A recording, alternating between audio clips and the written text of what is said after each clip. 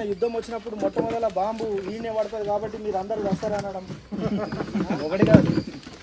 ఇట్లాంటి ఆడపిల్లలకి ఎవరికి ప్రెగ్నెన్సీ రాదని, మొగళ్ళకి అందరికీ మగతనం పోతుందని, ఇట్లా రకరకాలైనటువంటి అపోహలన్నీ కూడా క్రియేట్ చేసి ప్రజలలో కన్ఫ్యూజన్ చేయడానికి ఒక ప్రయత్నం చేస్తారు. పర్యావరణంలో నష్టం రాకుండా నేను అభివృద్ధి చెందానంటే మాత్రం అసాధ్యము.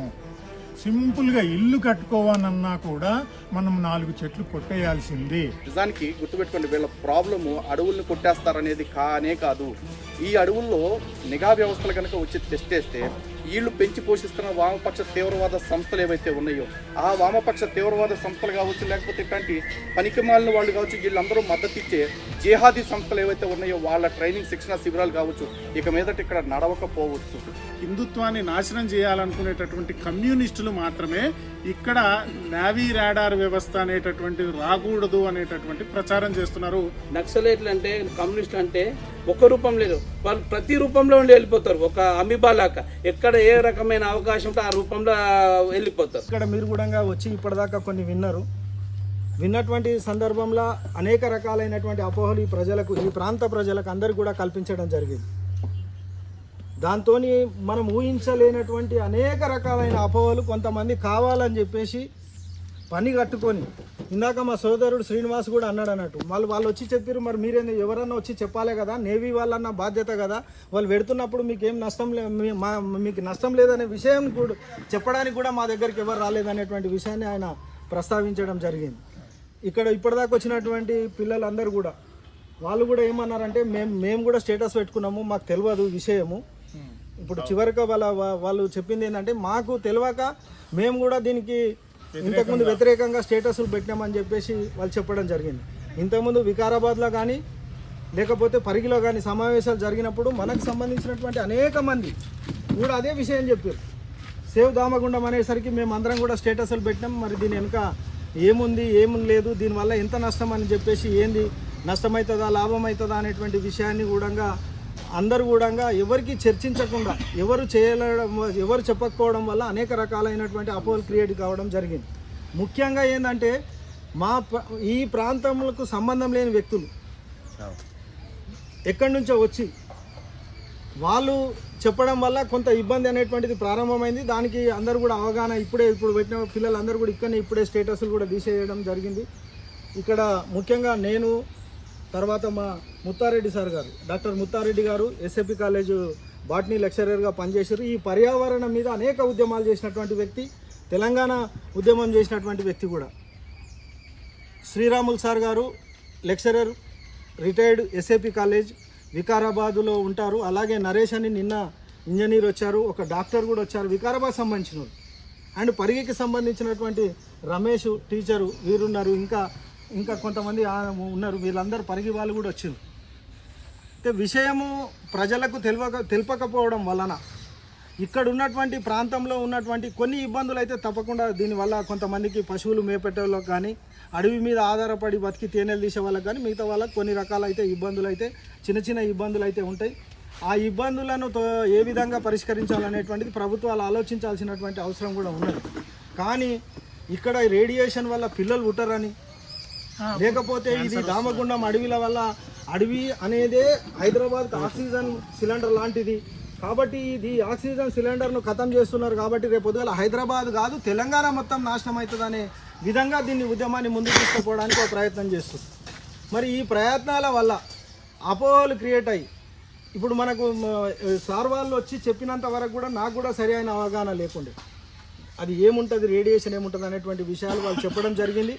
మరి ఆ విధంగా ఇంకా చాలామంది ఎక్స్పర్ట్స్ ఇప్పుడు ఇక్కడికి రాలేరు కొన్ని కారణాల వల్ల. నేను ఒకటి చెప్పి ముగిస్తా. ఏంటంటే నిన్న ఒక ఇంజనీర్ చెప్పినటువంటి దాని ప్రకారం దీన్ని కొలిసే విధానం, రేడియేషన్ కానీ లేకపోతే వచ్చేదాన్ని కొలిసే దాని ప్రకారం ఒక సెల్ ఫోన్కు 40 KHz మొబైల్కి ఉంటుంది. KHz అనేది మొబైల్కి ఉంటుంది, దీనికి 30 ఉంటుంది. దీనికి 30 ఉన్నది, 32, 34 ఎంతో 0 to 34 వరకు ఉంటుంది. మరి సెల్ ఫోన్ కన్నా తక్కువ ఉన్నటువంటి దాన్ని అసలు ఈ హైదరాబాద్ కాదు తెలంగాణనే ఖతమవుతుంది అనే విధంగా ఏ విధంగా అయితే ప్రొజెక్షన్ చేస్తున్నారో మరి దాన్ని మనము టెక్నికల్గా ఎదుర్కోవాల్సినటువంటి అవసరం ఉంది. ప్రభుత్వాలు ఏవైనా కూడా వాళ్ళు ప్రజలకు మంచి చేయాలని కోరుకుంటారు తప్ప ప్రజలు నాశనం కావాలి లేకపోతే ఇక్కడ ఉన్నటువంటి అయితే ఎంత ఘోరమైనటువంటి చేస్తున్నారు అంటే రకరకాలైనటువంటి అపోహలను క్రియేట్ చేయడం, తెలంగాణ మొత్తం నాశనం అవుతుంది అనడం, లేకుంటే ఎవడన్నా యుద్ధం వచ్చినప్పుడు మొట్టమొదల బాంబు ఈయనే పడుతుంది కాబట్టి మీరు అందరూ వస్తారనడం. ఒకటి కాదు, ఇట్లాంటి ఆడపిల్లలకి ఎవరికి ప్రెగ్నెన్సీ రాదని, మొగళ్ళకి అందరికీ మగతనం పోతుందని, ఇట్లా రకరకాలైనటువంటి అపోహలన్నీ కూడా క్రియేట్ చేసి ప్రజలలో కన్ఫ్యూజన్ చేయడానికి ఒక ప్రయత్నం చేస్తున్నారు. ఈరోజు ఎంతమంది వ్యతిరేకించినా నిజమైతే ఆగదు కాబట్టి దాని విషయంలో మనం అందరం ఒక అర్థవంతమైన చర్చ చేసి ప్రజలకు దీన్ని తీసుకెళ్లాలని కోరుతున్నాం.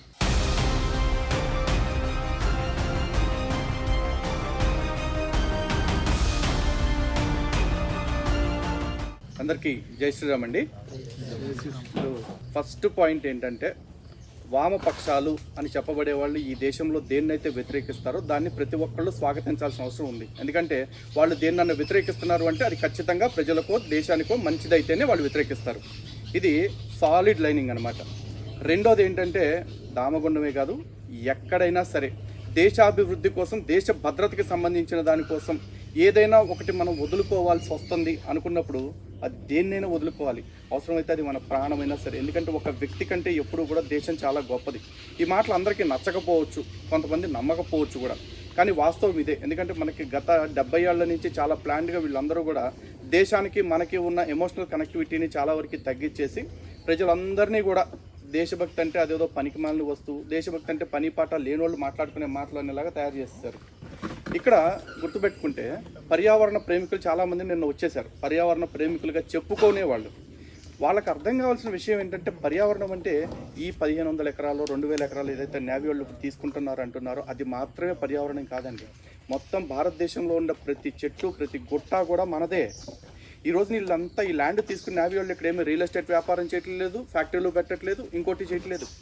దేశం మొత్తాన్ని కాపాడటానికి నిఘా వ్యవస్థను ఇక్కడ ఏర్పాటు చేసుకుంటూ ఉన్నారు. అండ్ భారతదేశానికి ఇదే మొట్టమొదటిది కాదు. ఇప్పటికి ఇట్లాంటి రాడార్ స్టేషన్లు అంటే కోస్ట్ గార్డ్ కానీ నేవల్ కానీ ఇవి దాదాపు 46 ఉన్నాయి. ఈ 46 కాకుండా కొత్తగా ఈ 1.5-2 సంవత్సరాల్లో ఇంకో 38 ప్రాజెక్టులు కొత్తవి పెట్టాలని చెప్పేసి ప్లాన్ చేసుకున్నారు. ఆ 38లో మన పూడూరు కూడా ఒకటి ఇక్కడ పెట్టాలనుకున్నది. ఎందుకు పెట్టాలనుకుంటున్నారు? దీనివల్ల దేశం మొత్తానికి భద్రత కావాలిగా. దేశం బాగుంటాం ఏంటంటే చెట్లు పుట్లు బాగుంటాం మాత్రమే కాదు, ఇందులో మనుషులు కూడా బాగుండాలి. రేపు మళ్ళీ ఏదైనా మనుషులకు ఒక చిన్న సంఘటన జరిగి ఒక బాంబు వెళ్ళినా ఒక చోట ఎక్కడైనా సరే మొత్తం ఈ వామపక్ష సంఘాలే వచ్చేసి ప్రభుత్వం ఫెయిల్ అయింది, రాజీనామా చేయాలి అంటే వచ్చేసి రాజకీయాలు మొదలు పెడతారు. ఇటు మనకు ఇక్కడ ఎవ్వరికీ కూడా రాజకీయాలతో సంబంధంలా. మనకి ఫస్ట్ కావాల్సింది మనం ప్రశాంతంగా బతకటం. మనం బ్రతకాలి అంటే మనకి భద్రత కల్పించే వ్యవస్థలు ఏవైతే ఉన్నాయో వాటికి కావాల్సినంత స్వేచ్ఛను ఇవ్వాలి. ఈ రోజున మీ అందరికీ ముంబై దాడులు గుర్తుండే ఉంటాయి. ముంబైలో ఒకసారి పడవ ద్వారా భారతదేశంలోకి ఎంటర్ అయిపోయి బీభత్సం సృష్టించేశారు. దాదాపు 200 మంది పైచిలకు వాళ్ళని చంపేశారు. ఒక 5గురే వచ్చి తాజ్ హోటల్ 26/11 దాడుల్లో. అదంతా ఎందుకు జరిగింది మరి అంటే, దాని జరిగిన తర్వాత కూడా ఇంకా పటిష్టమైన నిఘా వ్యవస్థ ఏర్పాటు చేసుకోవాలని ప్రభుత్వాలు ఆలోచించవా? అలాంటి ఆలోచనల నుంచే ఇటువంటి ఏర్పాట్లన్నీ చేసుకోవటం మొదలు పెడతారు. ఎందుకంటే భారతదేశానికి సుమారు 7,500 కిలోమీటర్ల తీర ప్రాంతం ఉంది, సముద్ర తీర ప్రాంతం. మరి 7,500 కిలోమీటర్ల తీర ప్రాంతాన్ని గస్తీ కాయాలంటే కోస్ట్ గార్డ్ ఎంత బలోపేతం అవ్వాలి? అంత బలోపేతం చేయటం కోసం అని చెప్పి ఇటువంటి వ్యవస్థలను ఏర్పాటు చేస్తుంటే, ఇందాక ఒక పనికిమాలినోడు వచ్చేసి ఒక మాట అంటున్నాడు, ఇదంతా కూడా రేడియేషన్ వచ్చేస్తుంది, దీనివల్ల విపరీతమైన రేడియేషన్, దానివల్ల మనుషులు చచ్చిపోతారు, చాలామందికి ఆరోగ్య సమస్యలు వచ్చేస్తాయని చెప్పేసి అంటున్నాడు. అసలు నాకు అర్థం కాదు ఏంటంటే, ఏదండి రేడియేషన్? భారతదేశం మొత్తం మీద సెల్ ఫోన్ టవర్స్ ఎన్ని ఉంటాయి ఒక అంచనా ఎవరికైనా ఉందా? సుమారుగా 8 లక్షల సెల్ టవర్లు ఉన్నాయి భారతదేశం మొత్తం మీద. ఆ 8 లక్షల సెల్ టవర్స్ నుంచి సిగ్నల్స్ రిసీవ్ చేసుకోవడానికి బేస్ ట్రాన్స్రిసీవర్ స్టేషన్స్ దాదాపు 29 లక్షల స్టేషన్లు ఉన్నాయి. వీటికి దేనికి రాని నష్టం అంటే ఒక్క ఈ రాడార్ వల్ల వచ్చేస్తుంది అంటే ఇక్కడ మరి మనకు చెప్తా ఉన్నారు. అంటే ఇందాక ఆయన చెప్తున్నాడు కదా, వెరీ లో ఫ్రీక్వెన్సీ, ఎక్స్ట్రీమ్ లో ఫ్రీక్వెన్సీ అని చెప్పేసి. అసలు ఎక్స్ట్రీమ్ లో ఫ్రీక్వెన్సీయా వెరీ లో ఫ్రీక్వెన్సీయా సెకండరీ అండి. మన చేతుల్లో ఒక్కొక్కళ్ళు 2-3 సెల్ ఫోన్లు పెట్టుకుంటున్నాడు. ఇంట్లో చూసుకుంటే 5-6 సెల్ ఫోన్లు ఉంటాయి. ఇది కాకుండా ఎక్స్ట్రా వైఫై కనెక్షన్లు ఉంటాయి. ఈ చుట్టుపక్కల అన్ని సెల్ టవర్స్ ఉంటున్నాయి. ఇంకా రేడియో యాక్టివ్ సిగ్నల్స్ చాలా ఉంటున్నాయి మనకి. ఒకటేంటి, ఈ రోజున ఈ రిసీవర్ల సంగతి, రాడార్ల సంగతే చూసుకుందాం. కొత్తగా నావీ ఒక్కటే పెడుతుందా? ఎయిర్ ఫోర్స్ రాడార్స్ లేవా? ఆర్మీ రాడార్స్ లేవా? నేషనల్ రిమోట్ సెన్సింగ్ ఏజెన్సీకి సంబంధించిన రాడార్స్ లేవా? ఇంకా ఎన్నో వ్యవస్థలు ఇండివిజువల్గా బోల్డ్ మంది పెట్టుకున్నారు. పక్కనే ఉంది షాద్నగర్లో ఉంటుంది. ఇక్కడ ఉంటాయి మరి రిమోట్ ఇవన్నీ సెన్సింగ్ మీరు చెప్పింది. National remote sensing agency Shadnagar పక్కన ఉంటాయి. ఇవన్నీ కూడా ఏర్పాటు చేసుకుంటారు. ఎందుకంటే అభివృద్ధి అంటే మనుషుల అభివృద్ధిగా ఎండ్ ఆఫ్ ది డే. మనుషుల అభివృద్ధి కావాలి అనుకున్నప్పుడు, టెక్నాలజీ పెరగాలి అనుకున్నప్పుడు ఇట్లాంటివి ఏవి రాకుండా ఉంటాయి. నిన్న వచ్చిన ఈ ప్రకృతి ప్రేమికులు అందరూ కూడా పంపల్లో ఏసీలు లేకుండా, చేతుల్లో సెల్ ఫోన్లు లేకుండా నడవటానికి, అదే ప్రయాణం చేయడానికి కార్లు వాడకుండానే బతికేస్తున్నారా? లేదు ఇక్కడ నుంచి ఢిల్లీ వెళ్ళాలంటే ఏ కమ్యూనిస్ట్ నాయకుడైనా సైకిల్ వేసుకుని వెళ్తున్నాడా ఫ్లైట్ ఎక్కకుండా? మరి గంటకి దాదాపు 2-3 టన్నుల కార్బన్ డైఆక్సైడ్ని రిలీజ్ చేసే ఫ్లైట్లు వీళ్ళు ఏ మొఖం పెట్టుకుని ఎక్కుతారు? ప్రతిరోజు పొద్దున్న నుంచి సాయంత్రం దాకా ఏసీల మధ్య బతికి వీళ్ళు సెల్ ఫోన్ లేకపోతే కనీసం ఒక మాట కూడా కమ్యూనికేట్ చేసుకోలేని వీళ్ళు ఇట్లాంటివి జరుగుతుంటే మాత్రం అడ్డుకుంటున్నారు. నిజానికి గుర్తుపెట్టుకోండి, వీళ్ళ ప్రాబ్లము అడవుల్ని కొట్టేస్తారనేది కానే కాదు. ఈ అడవుల్లో నిఘా వ్యవస్థలు కనుక వచ్చి తెస్టేస్తే వీళ్ళు పెంచి పోషిస్తున్న వామపక్ష తీవ్రవాద సంస్థలు ఏవైతే ఉన్నాయో ఆ వామపక్ష తీవ్రవాద సంస్థలు కావచ్చు, లేకపోతే ఇట్లాంటి పనికిమాలిన వాళ్ళు కావచ్చు, వీళ్ళందరూ మద్దతు ఇచ్చే జిహాదీ సంస్థలు ఏవైతే ఉన్నాయో వాళ్ళ ట్రైనింగ్ శిక్షణ శిబిరాలు కావచ్చు, ఇక మీదట ఇక్కడ నడవకపోవచ్చు. కాబట్టి అటువంటి వాళ్ళందరికీ ఒక నీడ కల్పించడం కోసం ఇట్లాంటి వ్యవస్థని వీళ్ళు వ్యతిరేకిస్తూ ఉన్నారు. ఎందుకంటే అడవి అంత దట్టంగా ఉంటే వాళ్ళ ఆటలు అంత సాగుతాయి కాబట్టి. కానీ ఇక్కడ అర్థం చేసుకోవాల్సింది, నేవీ కానీ లేకపోతే ఆర్మీ కానీ వీళ్ళు కాపాడుతున్నంతగా, వీళ్ళు ప్రయారిటీ ఇచ్చినంతగా పర్యావరణానికి ఇంకే ఎవ్వరు ఇవ్వరు. మనకంటే ఎక్కువ కేర్ తీసుకునేది వాళ్ళే. కానీ వాళ్ళు ఇట్లాంటి వ్యవస్థ ఏర్పాటు చేసుకోవడానికి ముందుకు వచ్చినప్పుడు నిజంగా వాళ్ళు చెట్లను నరకాల్సిన సిచ్యువేషనే వాళ్ళకి వస్తే దాన్ని మనం స్వాగతించడం తప్ప వేరే ఆప్షన్ మనకు లేదు. ఎందుకంటే మన ప్రాణాలన్నింటినీ కూడా నిరంతరం పహారా కాస్తూ కాపాడుతుంది ఈ సైనిక వ్యవస్థ. అటువంటి సైనిక వ్యవస్థకి వాళ్ళు చేసే పనులకి మనం కాళ్ళు కడిగి నీళ్లు నెత్తిని చల్లుకోవాలి నిజానికి. అంతేగాని వాళ్ళు చేస్తున్న పనికి, వాళ్ళు వస్తున్న దానికి మనం వ్యతిరేకిస్తున్నాము అంటే మన భద్రతని మనమే తీసుకెళ్లి తొంగలో తొక్కేస్తా ఉన్నట్టు. కాబట్టి ఇటువంటి వామపక్ష భావజాలం ఉన్న మేధావులుగా చెప్పుకోబడే ఈ దేశ ద్రోహులు ఎవరైతే ఉన్నారో వాళ్ళ మాటల్ని ఎవరూ నమ్మొద్దు. అండ్ ఇంకో మాట, వీళ్ళు అంటున్నట్టు దీనివల్ల క్యాన్సర్లు వస్తాయో ఇంకోటి వస్తాయో తర్వాత విషయం. కానీ క్యాన్సర్ కంటే కూడా ప్రమాదకరమైనది ఏంటంటే దేశభక్తి లేకపోవటం. కాబట్టి అంత ప్రమాదకరమైన జబ్బు బారిన వాళ్ళు పడ్డారు కాబట్టి విదేశాలకు తొత్తులుగా మారి ఈ దేశంలో అభివృద్ధి కార్యక్రమాలకి, ఈ దేశ భద్రతకు సంబంధించిన వాటికి వ్యతిరేకంగా మాట్లాడుతూ ఉన్నారు. మనం దయచేసి అటువంటి క్యాన్సర్ కంటే ప్రమాదకరమైన దేశద్రోహం అనే వైరస్ బారిన పడొద్దని చెప్పేసి ప్రతి ఒక్కరికి మనస్ఫూర్తిగా విజ్ఞాపన చేసుకుంటూనే ఉన్నాను. అదేవిధంగా ఈ దామగుండం దగ్గర పెడుతున్న రాడార్ వ్యవస్థ ఏదైతే ఉందో దాని గురించి మేమందరం అయితే మనస్ఫూర్తిగా దీన్ని స్వాగతిస్తున్నాం. అలాగే ఇక్కడున్న యూత్ అందరూ కూడా మీరు మీ చుట్టుపక్కల వాళ్ళందరికీ కూడా తెలియచెప్పండి దీనివల్ల వచ్చే ప్రయోజనాలు ఏంటి. అంటే మన ప్రయోజనాలు మాత్రమే కాదు, మన దేశ ప్రయోజనాలు.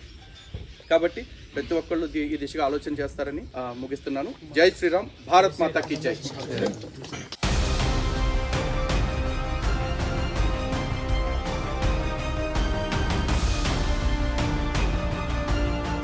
జై శ్రీరాములు. ఇట్లాంటి ప్రాజెక్టులు రావడం, మన ప్రాంతం అంతా కూడా అభివృద్ధి చెందడం మనకు ఎంతో అదృష్టమైన విషయం. ఇది దీని గురించి మనం సపోర్ట్ చేయాలి తప్ప దాన్ని వ్యతిరేకించే అవకాశం లేదు. ఎందుకంటే దీనివల్ల మనకు లాభాలే ఉన్నాయి, నష్టాలు ఏమీ లేవు మనకి. ఇది very low frequency communication transferring system అంటారు దీన్ని. ఇక దీనివల్ల యూజ్ ఏమిటి? సముద్ర జలాల్లో లేదా వేరే ప్రదేశాల్లో సంచరించే నౌకల విషయాలను తెలపడానికి మాత్రమే. ఇది అత్యాధునిక రేడార్ స్టేషన్. ఇది ఇక్కడ నిర్మించబడితే ఇది 2వ స్టేషన్. ఇది మొదటిది తిరువనెల్లి మద్రాస్ స్టేట్లో ఉంది, ఇది 2వ స్టేషన్ అవుతుంది. అక్కడ నివసించే వారికి ఎట్లాంటి పర్యావరణం కానీ ఎట్లాంటి రేడియేషన్ కానీ లేదు. అట్లాంటిది మనకెందుకు ఉంటుంది? 2వది, ఇక్కడ 3,000 మంది ఇక్కడ నివసిస్తారు. ఇక్కడ నేవీ సిబ్బంది వాళ్ళు ఫ్యామిలీస్ 600 ఫ్యామిలీస్ నివసిస్తారు. 600 అంటే వాళ్ళ భార్యలు పిల్లలు అంతా కలిపి 3,000 మంది. వాళ్ళకు రాని నష్టం మనకెట్లా వస్తుంది? మనకు రాదు. దీనివల్ల లాభాలే తప్ప, అంటే ఈ ఏరియా మొత్తం డెవలప్ అవుతుంది. ఇది సుమారుగా 2,900 ఎకరాల విస్తీర్ణం ఉన్న అడవి. అందులో వాళ్ళు తీసుకునేంత 1,174 ఎకరాలు మాత్రమే తీసుకుంటున్నారు. మాత్రమే మనకి బౌండరీ వస్తుంది. మిగతా 2,000 ఎకరాలు మనకు అడవి కింద వదిలిపెడతారు. ఇక్కడ ఒక చెట్టు కొట్టివేస్తే 5 చెట్లు లేదా 10 చెట్లు నాటమని వాళ్ళు డిఎఫ్ఓ డిబ్రియాలని వాళ్ళు మాట ఇచ్చినారు. అది ఒప్పందం జరిగింది డిఫెన్స్ సిస్టంలో. కాబట్టి మనకు దేశ రక్షణ విషయం కాబట్టి మనం అందరం కూడా వారు చెప్పే అపోహలను నమ్మకుండా మనం సపోర్ట్ చేయాలని కోరుతున్నాను నేను.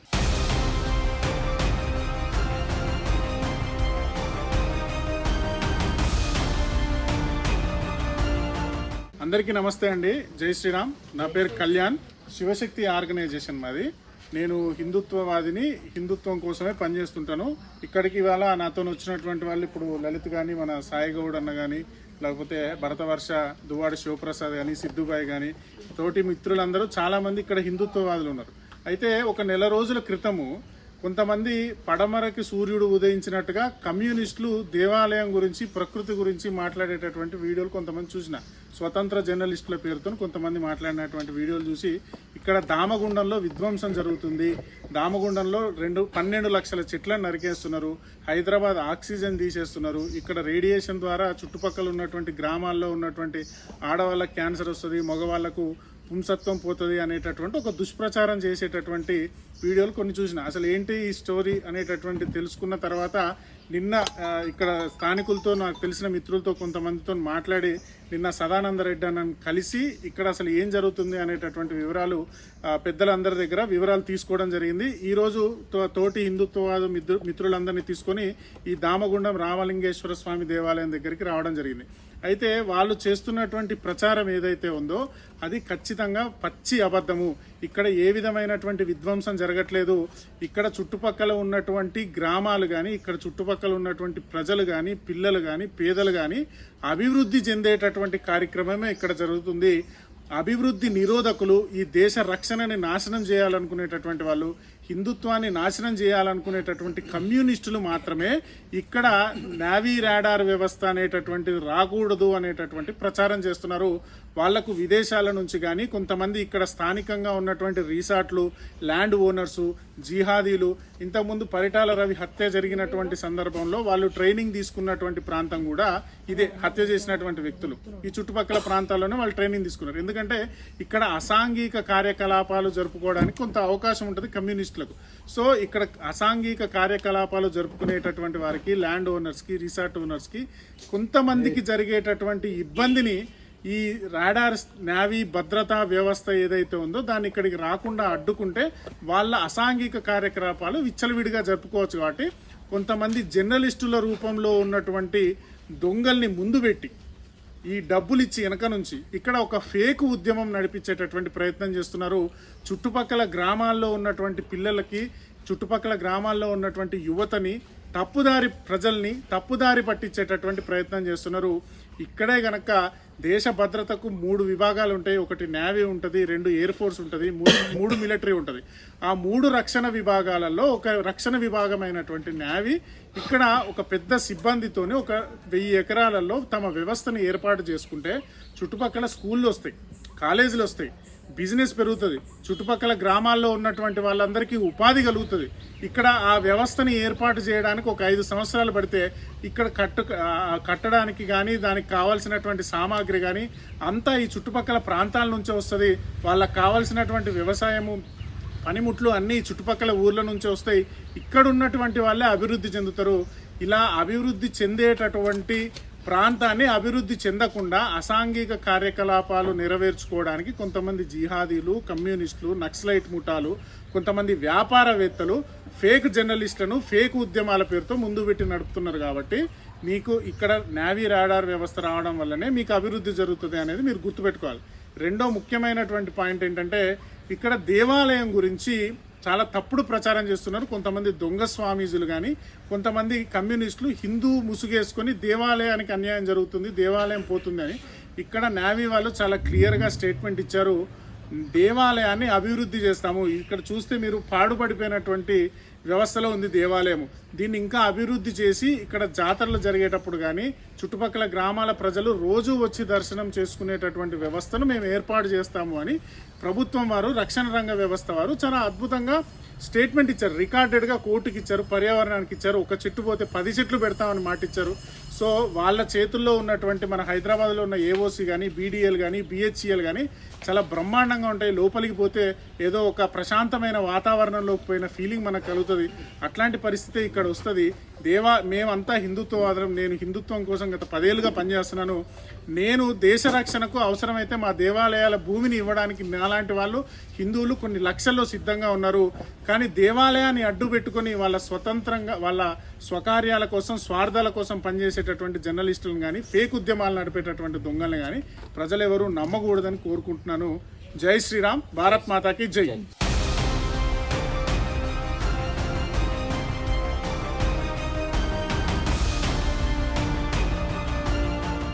పరిగి మాది ప్రాంతం. నేను టీచర్గా పనిచేస్తున్నాను. ఈ ఉద్యమం ఎప్పుడైతే స్టార్ట్ అయిందో ఆ ఉద్యమంలో చురుగ్గా పాల్గొన్న వ్యక్తిని అడగడం జరిగింది. ఎందుకక్క మీకు ఏం తెలుసు అని ఇంతగానం పాల్గొంటున్నారు, మీకేం తెలుసు అని అడిగితే, లేదా ఇది రాడార్ వస్తే మొత్తం తరంగాలు వస్తాయి, ఒక్కొక్కసారి భూమిలోకి కూడా తరంగాలు పోతాయి. ఈ భూమిలోకి తరంగాలు పోతే మొత్తం మన ప్రాంతంలో ఉన్న ఈ సరౌండింగ్ మన పరిగి నుంచి వికారాబాద్లా సగం డిస్టిక్ మొత్తము ఎఫెక్ట్ అవుతుంది. దీనివల్ల మొత్తం అంటే ఎవరు చెప్పిరాక మీకు ఈ విషయము అన్నది.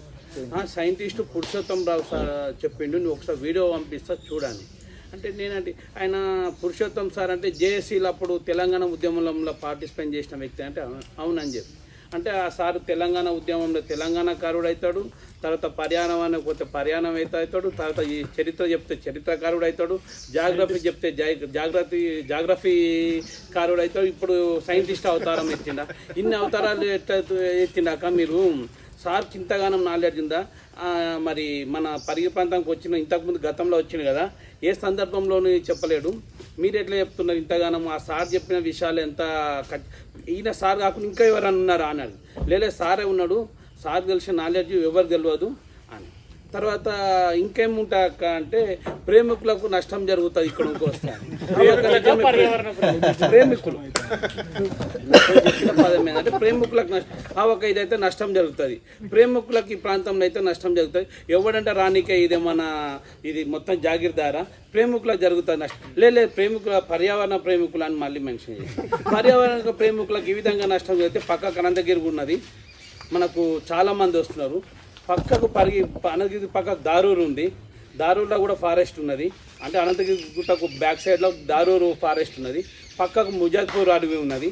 దాని పక్కకు పోతే కుష్మ సముద్రం నుంచి మహబూబ్నగర్ డిస్టిక్ అప్పనపల్లి వరకు అంటే మహబూబ్నగర్ జడ్చల వరకు కంటిన్యూగా పెద్ద ఫారెస్ట్ ఉంది. ఇంత పెద్ద ఫారెస్ట్ ఉన్నగాక ఈ ప్రేమికులు అనేటోళ్ళకి అందరికీ ఇవన్నీ కూడా చూపిస్తే మన ఏరియా కూడా డెవలప్ అవుతుంది. ఇంకా దామగుండం చిన్నది ఎందుకాక మన కుష్మ సముద్రం నుంచి జడ్చల వరకు తీసుకుంటే దాదాపు ఒక 60 కిలోమీటర్లు పొడవుగా దాదాపు ఇంకా పెద్ద ఎత్తున ఉన్నగాక మీరు కూడా తిరిగింది కదా, మీరు కూడా నక్సల్ ఉద్యమంలో తిరిగినప్పుడు మీరు కూడా ఈ ప్రాంతంలో తిరిగింది కదా, ఇంత పెద్దగా ఉంది కదా, మరి ఇక్కడ రమ్మని చెప్పవచ్చు కాక ఆ దామగుండం ఏముంది, చిన్న చిన్న చెట్లు ఉన్నాయి, ఇక్కడైతే పెద్ద పెద్ద పొదవులు ఉన్నాయి, మస్తున్నాయి, ప్రేమికులకు అందరికీ మస్తు షెల్టర్ అవుతాక ఇక్కడ చెప్పండి అని మాట్లాడేది. తర్వాత వాళ్ళు లేదు మీకు తెలియదు, ఇక్కడ చాలా ఎఫెక్ట్ అవుతుంది, మాకు చెప్పాలి, మాకు వచ్చి చెప్పాలంటే మీకంటే ఎవరు చెప్పాలి? మాకే చెప్పాలి. మాకు ఇక్కడ ఎవరైతే ఉన్నామో ముందల మాకు వాళ్ళు వచ్చి చెప్పాలి. ఎవరు చెప్పాలి? ఆ సైంటిస్టులు, నేవీ ఆఫీసర్లు వచ్చి మీకు చెప్పాలి. అంటే ఆ గవర్నమెంట్కి చెప్తారా? గవర్నమెంటు సెంట్రల్ గవర్నమెంట్ మొత్తం లాలూచి అయిపోయింది, వాళ్ళు ప్రజల కోసం పనిచేస్తలేరు, మేము ప్రజల కోసం పనిచేస్తున్నాం, మాకు ఇక్కడ వచ్చి చెప్పాలి. అంటే మరి ఎలక్షన్లో మీరు తిరిగాక గా పార్టీకి ఓటేమని ఇప్పుడు ఎట్లా చెప్తున్నారు మీరు? మీ ప్రభుత్వమే కదా, మీ ప్రభుత్వమే ఉన్నది కదా, అందులో ఉన్నోళ్ళు కూడా మీ ప్రభుత్వం వాళ్ళే ఉన్నారు కదా, మరి అప్పుడేమో మీ ప్రభుత్వమే కదా మద్దతు ఇచ్చింది, ఇప్పుడు ఎందుకు గిట్లా మాట్లాడుతున్నారు? అక్కడ లేదు మాకు చెప్పాలి వాళ్ళు వచ్చి.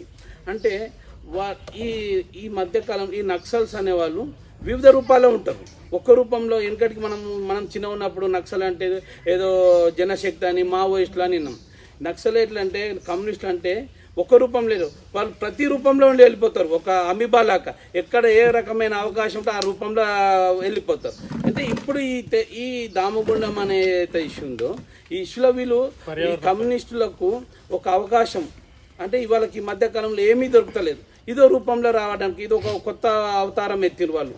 అందుకోసమే తప్ప ఈ ప్రాంతం అభివృద్ధి గురించి కానీ, ఇక్కడ జరుగుతున్న అభివృద్ధి గురించి కానీ వాళ్ళకి ఏ క్వశ్చన్ పట్టింపలేదు. మేము ఎక్కాల పేపర్ ఇదే 10 మంది మనం దామగుండంలో పోస్టర్లు పట్టుకుంటారు, పరిగిలో పోస్టర్లు పట్టుకుంటారు, ఆడ వికారాబాద్ ఎన్టీఆర్ చౌరస్తాలో పోస్టర్లు పట్టుకుంటారు, తాండూల బసవేశ్వర చౌరస్తాలో పోస్టర్లు పట్టుకుంటారు, కొడంగల్ అంబేద్కర్ బొమ్మ కాడ పట్టుకుంటారు. నేను ఇవి పేపర్లన్నీ కట్టించి పంపించిన అక్క యాడ చూసినా నువ్వే కనిపిస్తున్నావు అక్క. ఆ ఊళ్ళో లేరాక పరిగిలు అంటే చేసినావు, మన కూడా పూడూరులో చేసినావు, ఇంకా వికారాబాదు, తాండూరు, కొడంగల్లో కూడా నీవే పోవాలనాక గడ లేరా? లేదు ఇది ఆపాలే, మనకు నీకు తెలుస్తలేదు అంటే అక్క నువ్వు ఏం చదివినావు అక్క, ఇంతగానం చెప్తున్నావు, ఏం చదివినావు అక్క నువ్వు అంటే? మనుషులను చదివినాం మేము. మనుషులు అంటే అక్క మనుషులను చదివితే ఆ విధంగా చెప్తారా అక్క? మీరు పోస్టర్లు పట్టుకున్నట్టు గాడు ఉన్నాడు, ఇప్పుడు నష్టం జరుగుతుంది అన్నప్పుడు వికారాబాద్ కూడా నష్టం జరిగితే వికారాబాద్ పోస్టర్ పట్టాలి. నువ్వు పరీక్షలు పోయి పోస్టర్ వికారాబాద్ పట్టుకుంటావు దాకా, తాండూరులో పోతావు, తాండూరులో నువ్వే పోస్టర్ కనిపిస్తున్నావు. ఇది ఏ విధంగా అక్క? నువ్వు ఒకసారి ఆలోచన చేసుకో. ప్రతి విషయానికి తొందరపడుతున్నట్లు అనే మాట ఇట్లా మా అంటే ఒక చనువుగా ఉండటం వల్ల మేము డిస్కషన్ చేయడం జరిగింది ఇక్కడ. అయితే వాళ్ళు వాస్తవానికి వ్యతిరేకిస్తుంది ఇక్కడ ఉన్న అభివృద్ధి గురించి కాదు, కొందరు వ్యక్తుల యొక్క కబ్జా, ఈ అడవిని కొంతమంది కబ్జా చేశారు, ఆ కబ్జా కోసమే వ్యతిరేకిస్తున్నారు. ఇంకోటి కొంతమంది నాయకులు నిన్న వచ్చి ఇక్కడ ఫోటోలు దిగడం జరిగింది. వాళ్ళు గతం లోపల ఇదే ప్రాంతానికి ఇదే జిల్లాకు నష్టం జరుగుతున్నప్పుడు 317 జీవో వలన ఈ ప్రాంతానికి విపరీతమైన నష్టం జరుగుతుంది. ఈ ప్రాంతంలో ఉన్న ఉద్యోగులకు మొత్తం దాదాపు ఎక్కువ నష్టం 317 జీవో వలన ఉద్యోగాల లోపల ఎక్కువ నష్టం జరిగిందంటే కేవలం పూర్వ రంగారెడ్డి వికారాబాద్ జిల్లాకే జరిగింది, మొత్తం తెలంగాణ మొత్తంలో. ఆ రోజు మేము ఇదే లీడర్ల ఇంటికి పోయినాం, అన్న ఒక మెమోరాండం ఇచ్చినాం. మా పర్టికులర్ టీచర్ డిపార్ట్మెంట్ లోపల ఎంత నష్టం జరుగుతుంది, భవిష్యత్ లోపల పోస్టులు ఎన్ని తగ్గిపోతాయి, మనకు ప్రమోషన్స్ అనేవి ఉండవు, అంత జూనియర్లు వచ్చేస్తే ప్రమోషన్స్ ఉండవని వాళ్ళకు వివరించడం జరిగితే ఒక్కరోజు మాట్లాడలేరు. ఈ రోజు వాళ్ళు ఈ రోజు పోస్టర్ పట్టుకున్నట్టు నాకు ఒక రకమైన అనుమానం వస్తుంది. ఈ రోజు పోస్టర్లు పట్టుకొని సేవరంగ దామగుండం అన్నప్పుడే అర్థమైంది. ఎందుకంటే వాళ్ళ గతం మీద ఇదే ప్రాంతం లోపల కొంత ఏది కబ్జా చేసిన ఏదో విధంగా వాళ్ళ భూములు ఉన్నాయి అనే విధంగా ఒక పేపర్లో రావడం జరిగింది. కొన్నిసార్లు వాళ్ళు ఖండించారు, కొన్నిసార్లు ఏమో వాళ్ళు కొందరేమో ఉన్నాయి వాళ్ళ భూములు అని సర్వే నెంబర్ ప్రూఫ్తో సహా చూపించారు. వాళ్ళ భూములకి ఇట్లా పోతున్నందుకు ఈరోజు సేవ్ దామగుండం అనే పట్టుకోవచ్చు. అంతే తప్ప వాళ్ళ ఒకవేళ నిజంగా వాళ్ళ లోపల నిజాయితీ ఉంటే ఇదే 317 జీవో లోపల ఇదే ప్రాంతానికి విపరీతమైన నష్టం జరిగింది. మొత్తం ఇక్కడ మహబూబ్నగర్ నుంచి వచ్చిన టీచర్లు మొత్తం ఈ ప్రాంతం మొత్తం నిండిపోయారు. ఈరోజు ప్రమోషన్లో జిహెచ్ఎం ప్రమోషన్ లోపల కేవలం 10 మంది, మొత్తం 73 వేకెన్సీ ఉంటే కేవలం 10 మంది మాత్రమే వచ్చారు. ఇక్కడ మొత్తం మాకు వేరే డిస్టిక్ వాళ్ళకి వచ్చింది. అప్పుడు మేము ఎన్నిసార్లు అడిగినా మాట్లాడలేరు. ఈ రోజు మాత్రం మాట్లాడుతున్నట్టు వాళ్ళ వ్యక్తిగత స్వార్థం మాత్రమే ఉన్నది. వాళ్ళ వ్యక్తిగత దానికోసము ఏదో ఒక రకమైన వాళ్ళు ఈ ప్రొపగండాను సృష్టించి మొత్తం పబ్లిక్ లోపల ఒక అలజడి చేయాలనే ఉద్దేశం మాత్రమే ఉన్నదని నేను అనుకుంటున్నా. కాబట్టి ఈ ప్రాంతానికి మాకు, ఎందుకంటే మాకు ఇంటర్నేషనల్ ఒక గుర్తింపు అని వస్తుంది. మా పరిగి కానీ పూడూరు కానీ ఎక్కడ ఉందంటే అరే ఫలానా ఉన్నది, ఈరోజు శ్రీహరికోట ఉన్నదంటే టక్కున ప్రపంచం మొత్తం గుర్తిస్తుంది. అటువంటి గుర్తింపు మాకు వస్తుంది. రేపు పొద్దున ఒక భవిష్యత్ తరాలకు మా ఇక్కడ ఉన్న ప్రాంతం విద్యార్థి యువకులకు ఉపాధి అవకాశాలు దొరుకుతాయి. ఎందుకంటే ఒక కంపెనీ వస్తుంది, వెనకడికి BHL కంపెనీ పడ్డది. BHL కంపెనీ చుట్టూ ఇప్పుడు విపరీతమైన కంపెనీలు వచ్చినాయి. అంటే భవిష్యత్తు లోపల ఇక్కడ కూడా కంపెనీలు వచ్చే అవకాశం ఉంటుండొచ్చు. మా ప్రాంతానికి ఇది ఒక రకమైన అదృష్టంగా భావిస్తున్నాం. ఇటు ఏ విధంగా ఎవరైతే అడ్డుకుంటున్నారో వాళ్ళు కేవలం వాళ్ళ యొక్క స్వార్థం మాత్రమే, వాటి వెనుక ఏవో కుట్రలు ఉన్నాయి అంతే తప్ప వేరే ఇక్కడ ఉన్న ప్రజల లోపల ఎవరికి వ్యతిరేకించాలనే ఆలోచన మాత్రం లేదు. ధన్యవాదాలు.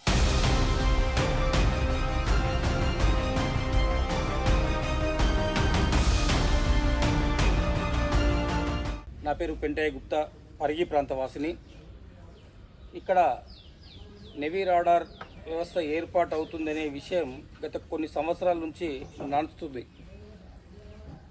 అది రావడం వల్ల ఇక్కడ ప్రాంతం అభివృద్ధి చెంది ఇక్కడ ప్రాంత వాసులందరికీ కూడా జీవనోపాధి కలుగుతుంది అని మేము ఎన్నో రోజుల నుంచి ఎదురుచూస్తున్న కళ నెరవేరబోతున్న సమయంలో పార్ట్ టైం ప్రకృతి ప్రేమికులు కొంతమంది విదేశీ తొత్తులు, అటు పాకిస్తాన్ కావచ్చు ఇటు చైనా, ఈ 2 దేశాలకు సంబంధించిన తొత్తులు ఎవరైతే ఉన్నారో వాళ్ళందరూ కూడా ఈరోజు ఈ రాడార్ వ్యవస్థ రాకుండా అడ్డుపడే ప్రయత్నం చేస్తూ ఉన్నారు. బిడ్డ ఖబర్దార్, ఈ పరిగి గురించి కానీ, ఈ పరిగి ప్రాంతం గురించి కానీ, దామగుండం గురించి కానీ, దామగుండం దేవాలయం గురించి కానీ మాట్లాడని మీరు ఈరోజు దేశ భద్రతకు సంబంధించిన ఒక వ్యవస్థ ఏర్పడవుతుంటే ఈరోజు అడ్డుపడే ప్రయత్నం చేస్తే ఇక్కడ ఉన్న వికారాబాద్ జిల్లా వాసులు, పరిగి వాసులు ఎవరు కూడా మిమ్మల్ని క్షమించరు. ఈ ఖబర్దార్ బిడ్డ అని మీ అందరినీ హెచ్చరిస్తూ ఉన్నాం. ఎవరు ఎన్ని అడ్డంకులు సృష్టించినా, ఎవరు ఎన్ని కూడా అపోహలు సృష్టించినా ఇక్కడ రాడార్ వ్యవస్థ అనేది ఖచ్చితంగా ఏర్పాటవుతుంది. దేశ రక్షణలో మన జిల్లా ప్రాంతం, మన ప్రాంతం ఉంది అంటే మనం గర్వంగా కాలరెత్తుకొని చెప్పే విధంగా ఉంటుందని తెలియజేస్తా ఉన్నా. అదేవిధంగా ఇలాంటి వ్యవస్థనే పక్కన తమిళనాడు రాష్ట్రంలో కూడా ఉంది. అక్కడ ఎలాంటి ఇబ్బందులు లేవు, ఆ విషయం వాళ్ళందరికీ తెలుసు. కానీ అయినా ఇక్కడ ఏర్పాటు చేస్తే మాత్రం ఇబ్బందులు అవుతాయనే మాట మాట్లాడడం ఏదైతే ఉందో అది సిగ్గుమాలిన మాటగా వ్యవహరిస్తున్నారు. కాబట్టి మీ అందరికీ హెచ్చరిస్తూ ఉన్నాం. 12 లక్షల చెట్లు పోతాయి, ప్రకృతి విధ్వంసం అవుతుంది, అదవుతుంది, ఇదవుతుందని పెద్ద పెద్ద మాటలు మాట్లాడుతున్నారు. కానీ ఎవరైతే మాట్లాడుతున్నారో వాళ్ళు ఒక్క చెట్టు పెట్టిన ఫోటో చూపెట్టమనండి. ఒక్కరన్నా నీ ప్రకృతి ప్రేమికులు అనే వాళ్ళు ఒక్క చెట్టు పెట్టినట్లు ఒక ఫోటో చూపించమనండి. మా దేశ ప్రధాని నరేంద్ర మోడీ గారు ఆదేశానుసారం మాకే సాత్ అమ్మతో కలిసి ఒక ఫోటో పెట్టమని దేశవ్యాప్తంగా ప్రతి ఒక్కరూ చెట్టు పెట్టినాం. మీరు ఒక చెట్టు పెట్టిన పాపనవలే. మేము ప్రకృతి ప్రేమికులం, మేము చెట్టును పూజిస్తాం, గుట్టను పూజిస్తాం, రాయిని పూజిస్తాం. కానీ ఈరోజు మీరు పార్ట్ టైంగా వచ్చి ఏదో నటిస్తే ప్రజలు ఎవరు నమ్మే పరిస్థితిలో లేరు. నెవీ రాడార్ ఏదైతే ఉందో ఇక్కడ ఏర్పాటైతే ఇక్కడ చుట్టుముట్టు ప్రాంతాలన్నీ కూడా డెవలప్ అవుతాయి. గతంలో తెలంగాణ వచ్చిన తర్వాత మా వికారాబాద్ జిల్లా వెనుకబడిన జిల్లాగా అయిపోయింది. మమ్మల్ని ఏర్పారేసినట్లుగా ఒక కరివేపాకులాగా అయిపోయింది. ఈ వ్యవస్థ ఎప్పుడైతే వచ్చిందో మాకు చాలా సంతోషం ఉంది. ఖచ్చితంగా ఇది ఏర్పాటైతే తప్పకుండా ఈ చుట్టుముట్టు ప్రాంతాలన్నీ కూడా అభివృద్ధి జరిగి చాలామందికి ఉపాధి దొరుకుతుంది. ఇప్పుడు ఎవరైతే వ్యతిరేకిస్తున్నారో వాళ్ళందరికీ కూడా చెంప చెల్లుమనే విధంగా తెలుస్తుంది. రాబోయే కొద్ది రోజుల్లోనే ఇది బయటికి వస్తుంది. ఎందుకంటే అభివృద్ధి అనేది తెలియదు. ఎందుకంటే అభివృద్ధి నిరోధకులు వాళ్ళు ఎప్పుడు కూడా దేశం కోసం మంచి చేద్దామంటే అడ్డుపడడమే వాళ్ళ వంతు. ఏది చేసినా అడ్డుపడడం, దేశంకు మంచి జరుగుతుందంటే అడ్డుపడడం. మన ప్రజలందరూ కూడా పరిగి ప్రాంత ప్రజలు, వికారాబాద్ జిల్లా ప్రజలు కూడా గుర్తుంచుకోవాలి.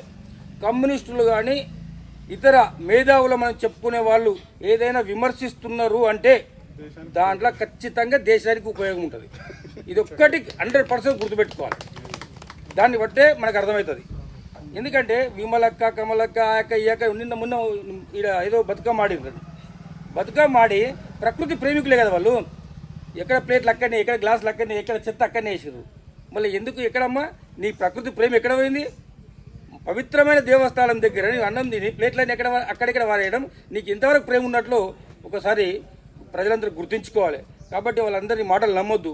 ఇక్కడ ఇంతకుముందు చెప్పిన విధంగా ఇక్కడ ఉన్నటువంటి వ్యక్తులు కొంతమంది నాయకుల భూములు కూడా కొంతమంది కబ్జా చేయడం జరిగింది. ఆ కబ్జా భూములు చేసిన వాళ్ళు, అదేవిధంగా చైనా తొత్తులు, పాకిస్తాన్ తొత్తులు, వాళ్ళందరూ కూడా కలిసి అభివృద్ధి నిరోధకులు వీళ్ళంతా కలిసి ఒక కూటమిగా ఏర్పడి దీన్ని అడ్డుకునే ప్రయత్నం చేస్తూ ఉన్నారు.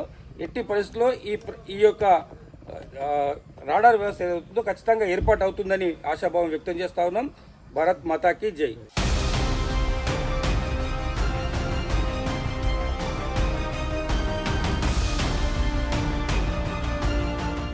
అందరికీ నమస్కారం అయ్యా. నేను ముత్తారెడ్డి, నేను రిటైర్డ్ లెక్చరర్ని, బాటనీ నాది. నేను కొంతకాలం అంటే పర్యావరణం మీద ఎక్కువ జనాన్ని అవేర్నెస్ చేయడానికి కూడా తిరుగుతున్నాను కూడా. అయితే ఈ పర్యావరణం విషయం వచ్చేప్పుడు నిజానికి ఈరోజు మనం మాట్లాడుకునే పరిస్థితి చూస్తే ఎట్లుందంటే గొంగట్లో కూర్చుండి వెంట్రుకలు ఏరేసుకున్నట్టుగా ఉంది. మనకి ఎక్కడ రేడియేషన్ లేదు చెప్పండి. మన సెల్ ఫోన్లలో రేడియేషన్ ఉంది, మన మైక్రోవేవ్లో రేడియేషన్ ఉంది, మన టీవీ ఆన్ చేయడం ఆఫ్ చేయడం అంటే రిమోట్ కంట్రోల్ ఉన్న వాటిలో రేడియేషన్ ఉంది, మన ఇంట్లో వైఫై ద్వారా రేడియేషన్ ఉంది, అన్నిట్లో రేడియేషన్ ఉంది. హాస్పిటల్ పోతే ఎంఆర్ఐ తీసినా రేడియేషనే ఉంది, ఎక్స్రే తీసినా రేడియేషనే ఉంది. కాబట్టి ఇట్లాంటివి మాట్లాడేటప్పుడు, ప్రజల్లో చెప్పేటప్పుడు కొంచెం అవగాహనతోటి చెప్తే బాగుంటుంది. నష్టపరిచేదైనా కానీ మానవ కళ్యాణానికి తోడ్పడుతుంది అంటే దాన్ని మనం ఒప్పుకుంటున్నాము. మనం ఎయిర్పోర్ట్లో విమానం ఎక్కేటప్పుడు మనల్ని స్కానింగ్ చేస్తారు, మరి అక్కడ కూడా రేడియేషన్ జరుగుతుంది. అమెరికా వెళ్ళి దిగే వరకు 3-4 సార్లు మనం స్కాన్ చేయబడతాం, కానీ ఒప్పుకుంటున్నాం కదా, ఎందుకంటే అది మనకు మేలు చేస్తుంది, మన సౌకర్యం కల్పిస్తుంది అని. అట్లాగే ఏ వ్యవస్థ తీసుకున్నా పర్యావరణంలో నష్టం రాకుండా నేను అభివృద్ధి చెందానంటే మాత్రం అసాధ్యము. సింపుల్గా ఇల్లు కట్టుకోవాలన్నా కూడా మనం 4 చెట్లు కొట్టేయాల్సిందే. నేను ఇల్లు కట్టుకోవన్నా చెట్లు కొట్టేయొద్దా అని అంటే మరి నువ్వు ఇల్లు కట్టుకోవద్దు, ఆ కొండకు సొరిక చేసినా కూడా కొండ కూడా నష్టపోతుంది. కాబట్టి నువ్వు ఎక్కడ సొరిక ఉంటే అక్కడే నివసిస్తా. నేను బట్టలు కూడా కట్టుకోను, ఎందుకంటే నెయ్యాలంటే మగ్గాలు కావాలంటే మిషన్. ఇలా మాట్లాడుకుంటూ పోతే దీనికి అర్థం లేకుండా పోతుంది. అభివృద్ధి ఎంబడే కొంత పర్యావరణం నుంచి తప్పకుండా మనం తీసుకోవాల్సిన అవసరం ఉంటుంది. కాకపోతే ప్రభుత్వము లేదా ఇట్లాంటి మన డిఫెన్స్ రంగాలు ఏం చేస్తాయనంటే అటు పర్యావరణాన్ని ఇటు అభివృద్ధిని సమతూకంలో ఉంచుకుంటూ, ఇటు రెండు కావాలి, మాకు అభివృద్ధి కావాలి, పర్యావరణం కూడా మిగిలబడాలి. మాకు భవిష్యత్ తరాలకు ఈరోజు మేము అనుభవిస్తున్నటువంటి పర్యావరణ సేవలన్నీ వాళ్ళకు కూడా అందుబాటులోకి రావాలనే ఉద్దేశంతో చేస్తారు. కానీ ఇక్కడ మొత్తం నాశనమైనా పర్వాలేదు అనేటువంటి దృక్పథం మాత్రం వాళ్ళకి ఎప్పుడు ఉండదు. తర్వాత ఇక్కడ ఇందాక ఎవరో ఆయన అనామకుడు వచ్చి మాట్లాడుతుంటే ఏమంటున్నాడంటే యురేనియం, థోరియం, రేడియం అంటున్నాడు. అవి కాదు కదా ఇక్కడ మనం వాడేది. అక్కడ నిజంగా అది ఎక్కడున్నా ప్రమాదమే. అందులో నుంచి రేడియో ధార్మిక కిరణాలు వస్తుంటాయి, ఆ కిరణాలు వేరు. అయితే ఇక్కడ 2 రకాల కిరణాలు వస్తుంటాయి మనకు, ionising radiation, non ionising radiation అని మనకు సూర్యుడి నుంచి వచ్చేటప్పుడే వస్తుంటాయి. అదృష్టం కొద్దీ వాతావరణం అనేది ఒకటి ఉంది, ఓజోన్ పొర అనేది ఒకటి ఉంది కాబట్టి మనకు హాని కలిగించే కిరణాలన్నీ దాదాపుగా అక్కడే ఆపివేయబడి మనకు కొంచెం మేలు చేసేటి అన్ని కిందికి వస్తున్నాయి. అంతేగాని సూర్యభగవానుడు కూడా అవి మన మీదకి పంపిస్తూనే ఉన్నాడు. కాకపోతే భూతల్లి మనల్ని ఈ వాతావరణం అనే కవచంతో కాపాడుతుంది. అందుకనే ఇక్కడ నాన్ అయనైజింగ్ రేడియేషన్ అంటే అది కొంచెం మనకు మంచిదే. అయనైజింగ్ రేడియేషన్ అంటే ఏంటంటే మన శరీరంలోకి చొచ్చుకుపోయి ఫ్రీ రాడికల్స్, అంటే ఈ భాష కొద్దిగా సైంటిఫిక్గా అవుతుంటుంది, ఫ్రీ రాడికల్స్ కలిగజేసి క్యాన్సర్ వస్తుందని చెప్తారు. కానీ ఇది అట్లాంటిది కాదు కదా. నాన్ అయనైజింగ్ రేడియేషన్ అది వేరే, ఇది వేరే. దీని ద్వారా ఎక్కడన్నా ఏమన్నా వస్తే కొంచెం ఉష్ణం పెరుగుతుంది శరీరంలో అనే మాట ఉంటుంది. అది ఎవరికి పెరుగుతుందయ్యా? నిరంతరం దాని దగ్గర ఉండి వాడే వాళ్ళకు మాత్రమే పెరుగుతుంది. అక్కడ దాకెందుకు ల్యాప్టాప్ వేసుకొని కూర్చునే వాళ్ళు ఉంటారు కదా, ల్యాప్టాప్లోకి కూడా రేడియేషన్ వస్తుంది, వేవ్స్ వస్తుంటాయి. మరి ఆ కూర్చునే వాళ్ళు గంటలు గంటలు పనిచేస్తారు తొడల మీద పెట్టుకుని, వాళ్ళకు కూడా కొంత ఇబ్బంది అవుతుంది. అట్లా అని చెప్పి ఈ టెలిఫోన్ టవర్, మన ఈ రేడార్ టవర్ ద్వారా వచ్చేటువంటి కిరణాలు అంత ఘాటుగా మనకు రావు. ఇది వాస్తవము, ప్రజల్లోకి తీసుకుపోవాలి. VLF, very low frequency. ఎందుకంటే ఇది సుదూరంగా ప్రయాణం చేయాలి, ఇక్కడెక్కడో కాదు, సుదూరంగా ప్రయాణం చేసి రేడార్ వ్యవస్థ ఏం చేస్తుంది అని అంటే, ఇంకా దానికన్నా ముందు ఎక్కడ లేదు రేడార్ వ్యవస్థ? బేగంపేట విమానాశ్రయంలో లేదా? శంషాబాద్ విమానాశ్రయంలో లేదా? అవునా? కొన్ని డిఫెన్స్ సిస్టమ్స్ దగ్గర లేవా? ఎక్కడైతే ప్రభుత్వానికి దేశ భద్రతకు సంబంధించినటువంటి రహస్యాలు వాళ్ళు కనుగొనాలనో అలాంటి సందర్భాల్లో తప్పకుండా రేడార్. ఇంకా డిఫెన్స్ వాళ్ళ దగ్గర చిన్న చిన్న మోతాదుల్లో ఉంటాయి. కాబట్టి ఈ రేడార్ వ్యవస్థ మనకి ఏం చేస్తుందంటే ఒక రకమైన తరంగాలను పంపిస్తుంది, ట్రాన్స్మిటర్ అంటాం. మళ్ళీ తరంగాలను స్వీకరిస్తుంది, రిసీవర్ అంటాం. ఈ ట్రాన్స్మిటర్, రిసీవర్ తీసుకునేటువంటివి అవి అంతా పరుచుకొని పోవు. ఒక ప్రత్యేకమైన మార్గం ద్వారా, సన్నని బీమ్ ద్వారా, అది కూడా పల్స్ అంటే ఇంపల్ అంటే విడిపోతుంది మళ్ళీ పోతుంది, అంటే ఆగిపోయేటువంటి తరంగాలు ఒక ట్యూబ్, అంటే సన్నటి ట్యూబ్ లాగా వెళ్ళిపోతాయి. అది కూడా ఎప్పుడూ ఒకవైపు పోదంట. ఎట్లా పోతుంది? దిశ మారుతుంది.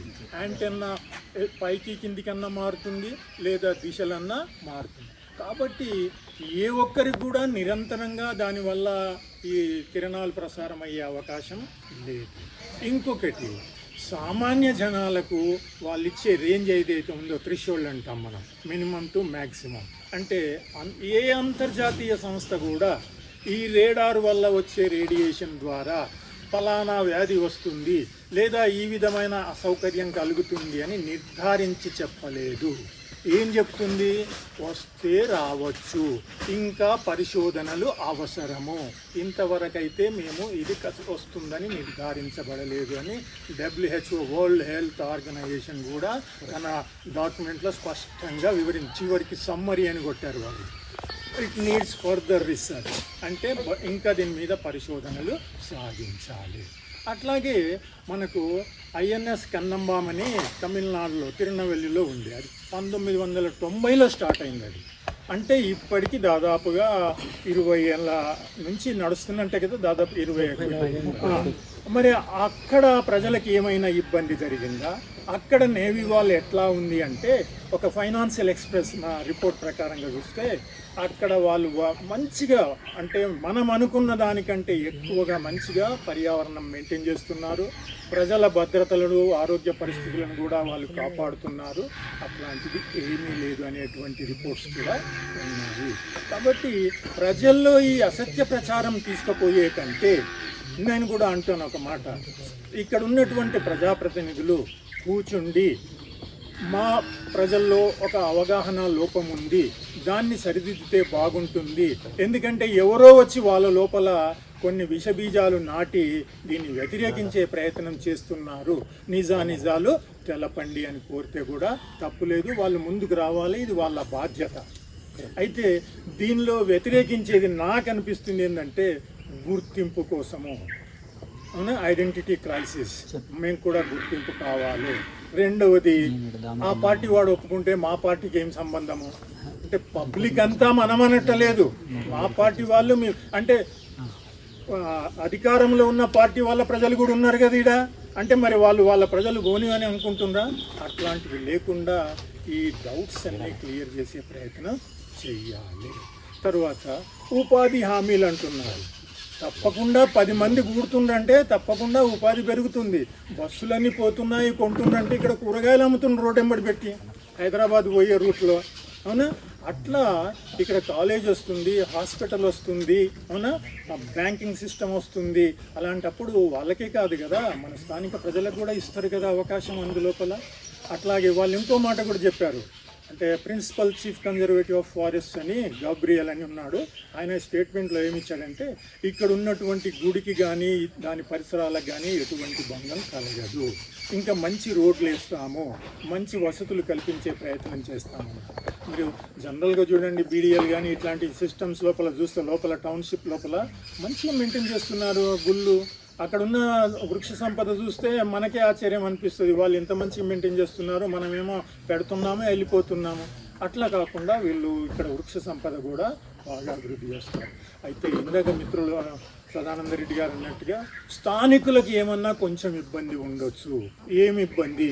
నిన్నటిదాకా నా మేకలు ఇడిచిపెడితే పోయేవి, నా గొర్రెలు ఇడిచిపెడితే పోయేవి, వాటికి ఎట్లా సార్ అంటే మేము మొత్తం భూమి ఆక్రమించుకోవట్లేదు కదా, మాకు ఇచ్చిన పరిధి లోపల మేము కాంపౌండ్ పెట్టుకుంటాము. అందరినీ రానియ్యరేమో సార్. వాస్తవంగా డిఫెన్స్ సిస్టమ్ అంటేనే అది దేశ భద్రత. నన్ను కూడా నమ్మరు, ప్రధానమంత్రిని కూడా నమ్మకపోవచ్చు వాళ్ళు, ఎందుకనంటే వాళ్ళ పద్ధతులు వాళ్ళకు ఉంటాయి డిఫెన్స్ గవర్నమెంట్ వాళ్ళకు. కాబట్టి అందరినీ ఎట్లా రాణిస్తాం మేము? తర్వాత ఇక్కడే ఎందుకు పెడుతున్నారు? అసలే డిఫెన్స్ రహస్యంగా ఉండాలి, అది అందరికీ ఓహో మేము ఇక్కడ పెడుతున్నాము అని చెప్పేస్తే ఇంకక్కడ లాభం ఏముంది? తర్వాత ఇంకొక ఆయన అంటాడు, మనం బోర్ ఇక్కడే ఎందుకు వేసినావు సార్, అక్కడే వేయొచ్చు కదా అని అంటే, నేను నీళ్లు పడే దగ్గర బోర్ వేస్తా కానీ నీళ్లు పడని దగ్గర బోర్ ఎందుకు వేస్తాయ్యా? అవునా, నా వ్యవస్థ పెట్టడానికి ఈ పరిస్థితి అనుకూలంగా ఉంది, ఇది నా దేశంలో ఒక భాగము, నా ప్రజల రక్షణకు ఉపయోగపడుతుంది, కాబట్టి నేను దీన్ని ఎంచుకుంటున్నాను. దీనివల్ల వచ్చే మీకు నష్టం ఏమైనా ఉన్నట్టయితే మేము దాన్ని సరిదిద్దే ప్రయత్నం చేస్తాము. అట్లాగే వీళ్ళు కొన్ని ఎస్టాబ్లిష్మెంట్ చేసేటప్పుడు ఏం చేస్తారంటే పారామీటర్స్ ఉంటాయి కొన్ని, ఆ పారామీటర్స్ చూసుకుంటూ దీనివల్ల ఈ నష్టం వచ్చేటట్టుంది, మరి ఏమైనా మనం తగ్గించగలుగుతామా, దీన్ని ఎట్లా తక్కువ చేద్దాము, ఇది వాడే బదులు ఇది వాడితే ఇంకొంచెం తక్కువ అవుతుంది అనే విధంగా కూడా వాళ్ళు ఆలోచిస్తారు. ఆయన ఇంకొక మాట కూడా అన్నారు, ఏమనంటే 1,93,000 పైచీలకు చెట్లు కొట్టేస్తున్నామని మేము అంటున్నాము, ఇంకా మేము ఆలోచిస్తున్నాము ఎట్లా తక్కువ చేయగలుగుతాము ఈ తీసేసేటువంటి చెట్లను. కాబట్టి దీని మీద అపోహలు పెట్టుకోవద్దు, మనకు మంచి వసతులు వస్తాయి, మంచి గుర్తింపు వస్తుంది. ఇవన్నీ పక్కకు పెడితే దేశానికి అత్యంత ఆవశ్యకత కలిగినటువంటి వ్యవస్థ, కాబట్టి దేశం కోసం మనం తప్పకుండా ఇవ్వాల్సి ఉంటుంది. కొంత నాకు లాభం రావాలంటే కొంత నష్టం జరగాలి, నాకు నష్టం లేకుండా నాకు లాభం ఎట్లొస్తుంది? రాదు. తర్వాత ఈ పర్యావరణ ప్రేమికులు అంటున్నారు చాలామంది, నేను కూడా పర్యావరణ ప్రేమికుని. ఎంతవరకు మనము సమతూకంలో ఉండాలి. వాస్తవంగా గట్టిగా మాట్లాడితే మన జనాభా ఇంత ఉండొద్దు, ఫ్యామిలీ తక్కువ కావాలి, మరి ఎవరు తక్కువ చేసుకుంటారు? పెరిగే నోళ్లకు ఆహారం ఇవ్వాలంటే పర్యావరణం మీదనే కదా ఆధారపడేది. అవునా? బావిలో నీళ్ళు ఎక్కువ తోడొద్దు అంటే మేము 50 మంది అయితే మేము నీళ్ళు ఎట్లా తోడొద్దు అంటే ఎట్లా ఊరుకుంటాము? కాబట్టి వీళ్ళని చూసుకుంటూ వీటిని కాపాడుకుంటూ ఈ వ్యవస్థ ముందుకు పోవాలి. దీనికి అన్ని ప్రతిపక్షాలని స్వపక్షాలనే కాకుండా అఖిల పార్టీలు పెట్టుకొని కూర్చుండి మాట్లాడుకొని ఏమన్నా చిన్న చిన్న సమస్యలు ఉంటే వాటిని సర్దిద్దుకోవడానికి అన్ని అవకాశాలు ఉన్నాయి. కాబట్టి అవన్నీ జరగాలని కోరుకుంటూ నేను కూడా దగ్గర ఉంటాను. ఇక్కడే ఊడూరు అంటే నేను ఎక్కడి నుంచో హైదరాబాద్ అవతల నుంచి వచ్చి నేను ఇక్కడ మీకు కథలు చెప్పట్లేదు. మీకు ఏదైతే నష్టం వస్తుంది అనుకుంటుందో ఆ నష్టం నాకు కూడా వస్తుంది. మీరు ఇక్కడి నుంచి వెళ్ళిపోవాల్సి వస్తుంది అనుకుంటే నేను కూడా వెళ్ళిపోవాల్సి వస్తుంది. కాబట్టి ఇట్లాంటి అపనమ్మకాలు పెట్టుకోవద్దు. ఇంకా వాళ్ళకు మంచి ఏదైతే స్ట్రాటజిక్ పాయింట్స్ ఉంటాయో అక్కడికి సామాన్యులు ఎవరిని రానియరు. వాళ్ళు ఇప్పుడు కొలిమి మండుతుంటుంది, కొలిమి మండే దగ్గరికి మనం అందరిని బోనిస్తామా? చిన్నపిల్లల్ని వాళ్ళందరినీ బోనిస్తామా? దాన్ని హ్యాండిల్ చేసేటోళ్ళే పోతారు ఆడికి. అట్లా మేమందరం పోవాలి, మాకేమి రావద్దు అనేది ఇది మంచి పద్ధతి కాదు. అయ్యా, ఇది అందరికీ మంచి జరగాలి, మన పర్యావరణం బాగుండాలి, మనము అభివృద్ధి కావాలి.